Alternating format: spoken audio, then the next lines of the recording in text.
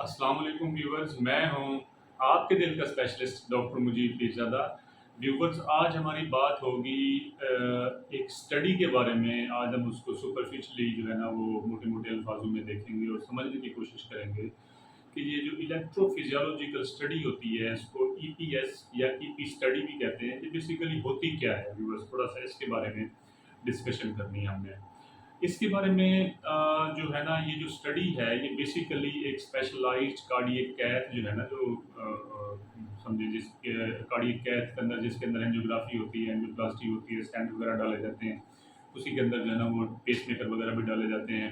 और जितने भी कार्डियोलॉजी के प्रोसीजर्स हैं कार्डियोलॉजी मेडिसिन के, तो वो उसमें परफॉर्म किए जाते हैं। बेसिकली उसमें जो ये इलेक्ट्रोफिजियोलॉजिकल स्टडी है, ये लास्ट 30 ईयर्स में इसमें बड़ी रेवोल्यूशनरी चेंज आई है। और इसने जो जो दिल का जो अरिथमियाज हैं, जो दिल की धड़कन का तेज़ होना, बेतरतीब होना, उसको समझने में और उसकी मैनेजमेंट में बड़ी कमाल की जो है ना एडवांसमेंट्स जो है ना वो इस इलेक्ट्रोफिजियोलॉजिकल स्टडी की उन्हें मिन्नत जो है ना वो है। और इससे जो है ना वो बड़ा आसान हुआ है उसके मैकेनिज्म को समझना अरिथमियाज के। और उसकी मैनेजमेंट में भी बड़ी हेल्पफुल जो है ना ये हुई है।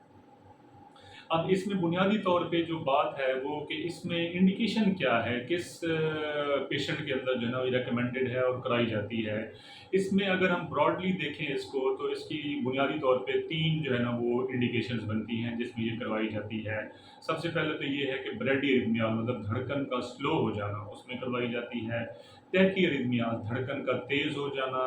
और सिंकपी मतलब कि शॉर्ट ड्यूरेशन के लिए जो ट्रांजिएंट फेज में दिल के मरीज जो वो बेहोश होते हैं और वो थोड़ी देर के बाद अचानक ही बिल्कुल ठीक होकर बैठ जाते हैं, उसको सिंकपी कहते हैं। उन पेशेंट्स के अंदर कराई जाती है। बुनियादी तौर पे जो ब्रैडी अरिथमियाज हैं इनमें इसका बहुत कम केसेस में इसकी ज़रूरत पड़ती है।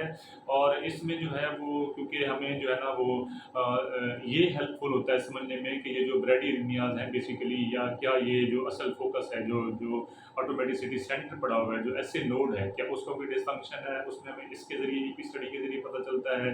उससे अगर आगे आ जाए एट्रिया और वेंट्रिकल के दरमियान में एवी नोडल डिजीज़ तो कोई नहीं है, या इंफ्रानोडल वो जो नोड पड़ा हुआ है उससे आगे जो कंडक्शन सिस्टम है कहीं कोई उसके अंदर तो मसला नहीं पड़ा हुआ। ये समझने में बड़ी आसानी होती है। इसके अंदर मोस्टली केसेस के अंदर हम जस्ट ईसीजी करा के उसका रेट कितना स्लो है ब्रेडी अरिथमिया में और उसकी सिम्टम्स किस तरह आ रही हैं, तो हम उसे ईसीजी की बेस के ऊपर भी जो है ना हम परमानेंट जो पेस मेकर होता है पीपीएम वो सजेस्ट कर देते होते हैं और वो मैनेज हो जाता है उस हिसाब से। लेकिन जो टैक्सीरिथमियाज हैं उसमें बड़ा इसका ज़बरदस्त जो है ना वो बड़ा हेल्पफुल है ये इलेक्ट्रोफिजियोलॉजिकल स्टडी। और उसमें भी उसके जो 3 मैकेनिज़म्स हैं बुनियादी तौर पे अगर हम समझें, जिसमें जो ट्रिगर्ड एक्टिविटी है और उसकी ऑटोमेटिसिटी का मसला आता है या रीएंट्रेंट सर्किट बनता है। तो जो ये रीएंट्रेंट सर्किट है इसकी रिप्रोडक्शन में बहुत कमाल की ये हेल्पफुल होती है इलेक्ट्रोफिजियोलॉजिकल स्टडी।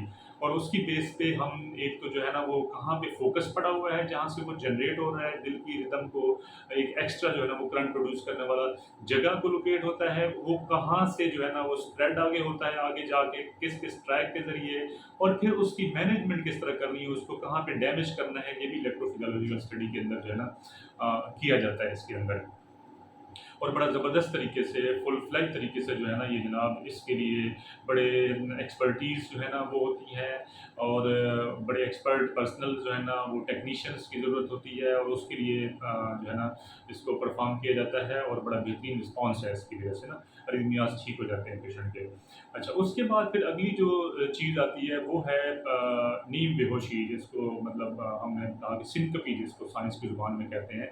ये कार्डियक पेशेंट में इसमें कन्फ्यूजन होती है बेसिकली जब सिनकपी के साथ पेशेंट आता है, जब नीम बेहोशी इसको कह रहे हैं या पूरी बेहोशी शॉर्ट ड्यूरेशन के लिए कह रहे हैं। इसमें सबसे पहले तो इसको हमें रूल आउट करना होता है कि क्या ये जो है ना वो कोई मिर्गी वाला मामला तो नहीं है, कोई इसको फालिश तो नहीं हुआ, उसकी वजह से बेहोश तो नहीं हुआ ये बंदा, या जो है ना वो कार्डियक वजह ढूंढी जाती है इसके अंदर। जब जब दिमाग की भी वजह इसमें ना मिले और उसके बाद जो है ना कोई मिर्गी वाले मामला भी ना मिले, तो फिर उसके बाद जो है ना हम basically electrophysiological study EP study करते हैं।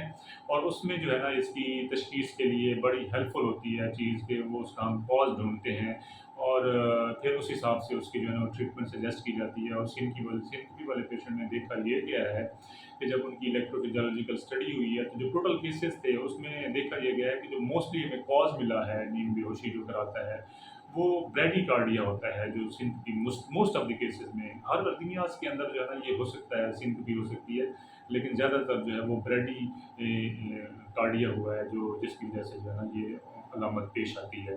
تو امید کرتا ہوں کہ یہ ویڈیو آپ کے لیے بڑی معلوماتی ہوگی۔ آپ آخر میں میرا وہی پیغام کہ آپ اپنا خیال رکھیں، اپنے قریبی لوگوں کا خیال رکھیں، سب سے پہلے صحت۔ السلام علیکم۔